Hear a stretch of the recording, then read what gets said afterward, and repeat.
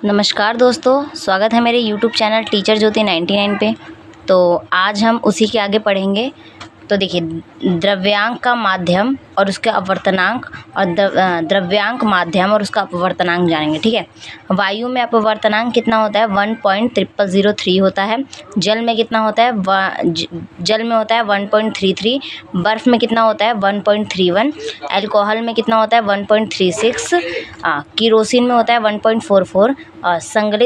संगलित करवटस में होता है 1.46 और तारपीन के तेल में होता है 1.47 और बेंजीन में होता है 1.50 और क्राउन कांच में होता है 1.52।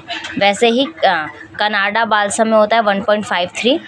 खनिज नामक में अपवर्तनांक कितना होता है? 1.54। कार्बन डाई सल्फाइड में होता है 1.63 और सघन फिल्ट कांच में होता है 1.65 और रूबी मणिकय में होता है 1.71। नीलम में होता है 1.77 और हीरा का अपवर्तनांक कितना होता है? 2.42। अब देखिए, ये किसका फॉर्मूला होता है? NM अपॉन में NM को किससे NM क्या है? NM यहाँ पे क्या है? NM जो है वो क्या है? वायु है। क्या है वो? वायु है। तो वायु इज इक्वल टू क्या हो जाएगा? वायु में प्रकाश की चाल अपॉन में क्या होता है? माध्यम में प्रकाश की चाल। ये एक सूत्र होता है जब हमें वायु की डेंसिटी निकालनी होती है तो वायु में प्रकाश की चाल अपॉन में माध्यम में प्रकाश की चाल लगाते हैं। तो वायु इज इक्वल टू, अगर मान लीजिए प्रकाश की चाल कितनी होती है? 3 × 10⁸ मीटर पर सेकेंड दे रखी है और माध्यम में प्रकाश की चाल 3 × 10⁸ मीटर पर सेकेंड है। तो इसको जब सॉल्व करेंगे तो 1.003 आ जाएगी। ठीक है, एक नोट क्या है? ज़्यादा NM होता है C अपॉन में V कम होता है। ज़्यादा क्या होता है? NM होता है यानी कि वायु, और कम क्या होता है? C अपॉन में V। आप देखिए, प्रकाश का परिकरण क्या है? जब प्रकाश किसी माध्यम से गुजरता है तो जिसमें अति सूक्ष्म आकार के कण जैसे धूल, धुएं के कारण वायु के अणु आदि विद्यमान होते हैं, इन कणों के द्वारा प्रकाश का कुछ भाग सभी दिशाओं में फैल जाता है। इस घटना को प्रकाश का परिकरण कहते हैं। जैसे मान लीजिए सनलाइट आती है तो आप सनलाइट में कभी कभी देखिएगा कि धूल मिट्टी और धूल के जो कण होते हैं वो सब भी दिखाई देते हैं। ठीक है, तो उसी को हम क्या कहते हैं? प्रकाश का परिकरण कहते हैं। प्रकाश का परिकरण के कुछ उदाहरण जैसे हम देख सकते हैं, आकाश का नीला रंग दिखाई देना, समुद्र तथा महासागरों के जल का रंग नीला प्रतीत होना, सूर्योदय तथा सूर्यास्त के समय सूर्य का लालसक दिखाई देना, खतरे के संकेतों में लाल रंग के प्रकाश का प्रयोग होना। ठीक है, और देखिए ये सनलाइट है, जब इसमें से प्रकाश की किरण आ रही है तो ये देखिए इसमें जब प्रकाश की किरण आती है तो धूल के कण दिख रहे होते हैं, और वायुमंडल है तो जो सन की लाइट आती है वो चारों दिशाओं में फैल जाती है, और जो प्रकाश की किरण अगर आ रही होगी तो उसमें से दिखते हैं हमें छोटे छोटे धूल के कण भी दिखाई देते हैं कभी कभी। सूर्य के प्रकाश, देखिए सूर्य के प्रकाश में 3 रंग होते हैं। ठीक है, रेड, ग्रीन और ब्लू। सर्वाधिक परिकरण किस में होता है? सबसे ज़्यादा ब्लू में होता है, उससे कम ग्रीन में होता है, उससे कम रेड में होता है। ठीक है, वर्णक्रम कैसे है? R मतलब रेड, O मतलब ऑरेंज, Y मतलब येलो, G मतलब ग्रीन, B मतलब ब्लू, I मतलब इंडिगो और V मतलब वॉलेट। ठीक है, अब देखिए वैसे ये तरंग दैर्ध्य है, सबसे ज़्यादा इसका होता है और सबसे कम इसका होता है। ठीक है, परिकरण इज इक्वल टू क्या होता है?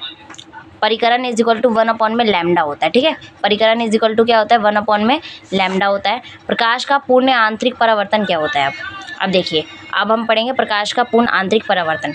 जब प्रकाश सघन माध्यम से विरल माध्यम में जाता है, सघन माध्यम मतलब ये वाला अभिलंब हो गए, ये वाला जो माध्यम है, ये ऊपर का माध्यम है, ये सघन माध्यम कहलाता है, और ये जो नीचे का माध्यम है इसे हम क्या कहते हैं? विरल माध्यम कहते हैं। ठीक है, तो देखिए जब प्रकाश सघन माध्यम से विरल माध्यम में प्रवेश करता है एवं आपतन कोण का मान क्रांतित कोण के मान से अधिक होता है, तब विरल माध्यम में प्रकाश का अपवर्तनांक नहीं होता है, बल्कि संपूर्ण प्रकाश परावर्तित होकर सघन माध्यम में ही वापस लौट जाता है। तब इस घटन को पूर्ण आंतरिक परावर्तन कहते हैं। फॉर एग्जांपल देखिए, ये कौन सा माध्यम है? सघन माध्यम है। ये कौन सा माध्यम है? हमारा विरल माध्यम है। ठीक है, ये अब देखिए प्रकाश सघन माध्यम से विरल माध्यम में गया, आपतन कोण और क्रांतित कोण। ये वाला कोण कौन सा है? आपतन कोण। ये कौन सा है? क्रांतित कोण है। θi आपतन कोण को किससे रिप्रेजेंट करते हैं? θi से, और क्रांतित कोण को θc से। ठीक है, तो देखिए θc, angle θc is equal to angle θi, और व्हेन एंगल θr कितना दे रखा है? 90 डिग्री दे रखा है। ये वाला जो कोण है ये कितना दे रखा है? 90 डिग्री का दे रखा है। ठीक है, प्रकाशिक तंतु संचार, इसी को हम क्या कहते हैं? प्रकाश का पूर्ण आंतरिक परावर्तन कहते हैं। जब प्रकाश सघन माध्यम से विरल माध्यम में प्रवेश करता है, मतलब इसमें से इसमें प्रवेश करता है, एवं आपतन कोण मतलब ये वाला कोण, आपतन कोण का मान क्रांतिक कोण के मान से, मतलब इस वाले कोण का मान इस वाले कोण के मान से ज़्यादा होता है। ठीक है, इस वाले कोण का मान इस वाले कोण के मान से ज़्यादा होगा, तब विरल माध्यम में प्रकाश का अपवर्तनांक नहीं होता है। तब जो विरल माध्यम है, मतलब इस वाले माध्यम में है, वो प्रकाश का अपवर्तनांक नहीं होगा, ठीक है, बल्कि संपूर्ण प्रकाश परावर्तित हो जाएगा, सघन माध्यम में ही वापस लौट जाएगा। मतलब इसमें आना चाहिए, परावर्तित होना चाहिए, लेकिन वो उसी माध्यम में क्या हो जाएगा, वापस लौट जाएगा सघन माध्यम में, ठीक है, वापस लौट जाता है। तब इस घटना को पूर्ण आंतरिक परावर्तन कहते हैं। इसी घटना को हम क्या कहते हैं, पूर्ण आंतरिक परावर्तन, ठीक है। और देखिए इसमें क्या होता है, थीटा आई और थीटा आर, ठीक है ना, theta C is equal to theta I when theta R is equal to 90 degree. जो थीटा आर दे रखा है वो ये वाला जो कोण है ये कितने डिग्री का है, 90 डिग्री का, ठीक है। अब देखिए पूर्ण प्रकाश संचार पढ़ेंगे अब। पूर्ण आंतरिक परावर्तक पर आधारित होती है। पूर्ण तंतु संचार किस पे आधारित होती है, पूर्ण आंतरिक परावर्तक पर आधारित होती है। ये हमारा कौन सा माध्यम है, सघन माध्यम है। ये हमारा विरल माध्यम है। ये पहली सिचुएशन है।